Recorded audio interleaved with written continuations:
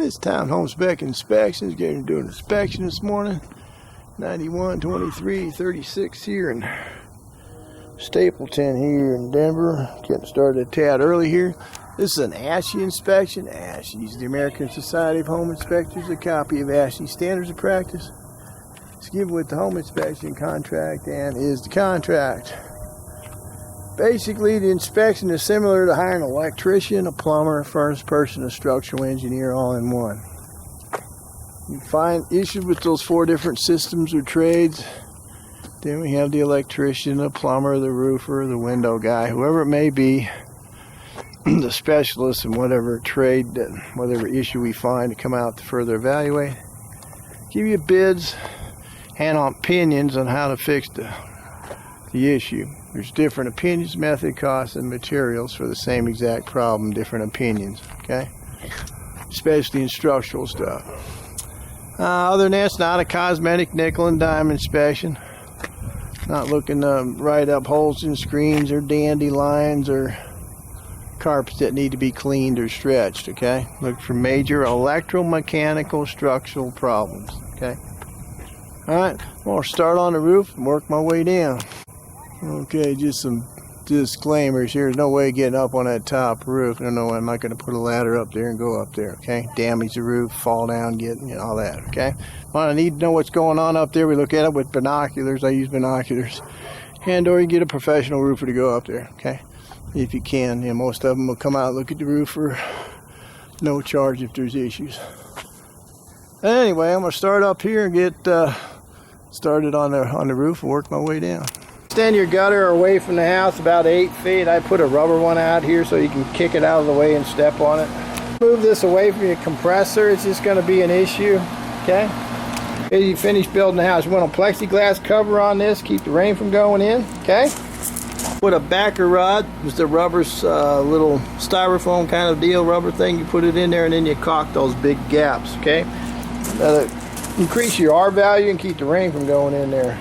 Lost your grade here. You don't have a slope. It's bellied up here, so your water coming in here when it floods, you're going to have ponding water here. The good news is it's pretty much far away from the house. I don't have a clue where the end of this goes.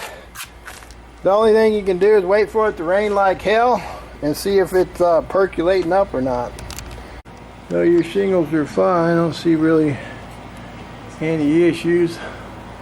I don't like the downspout on there. Overflows the lower gutters and wears that section of shingles out. But to be honest with you, there's not much you can do about that. You get a little bit of window. A little spline coming off the window, the little rubber stuff, not a big deal. Anyway, the shingles look pretty good. See any issues with it?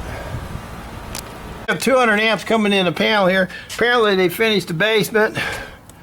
You might want to check to make sure they got permits on the finished basement here.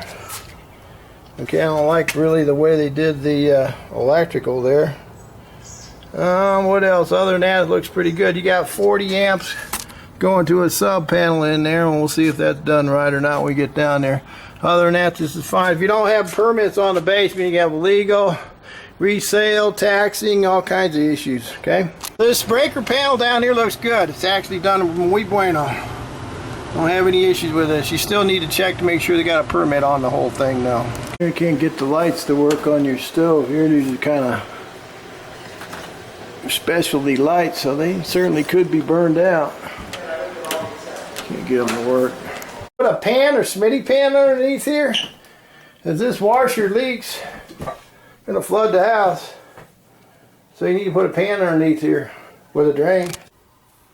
Okay, up in your attic, you have a blown in cellulose. Not too bad. About 10 inches, that's about right. You have a little void right there. Somebody did some electrical work there. They should have put fluffed up the insulation over that hole there. Other than that, look for water stains or water leaks. I don't see anything. Ventilation's good. So this is fine. I don't see any issues up here at all. So you're good. I don't think this furnace has ever been cleaned or serviced. Major dirty back there. Look at that motor back there.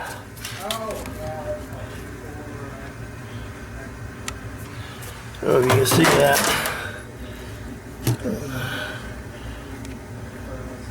I mean, that thing's never been cleaned.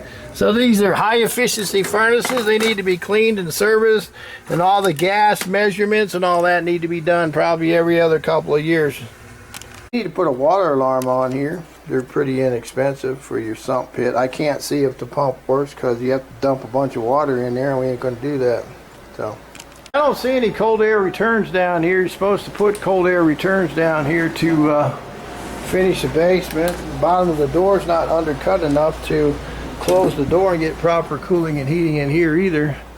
If you don't undercut the doors right, enough gap underneath here, without a cold air return, it will pressurize the room and not cool it or heat it properly. Here's your cold air return. We finally found it right by the furnace.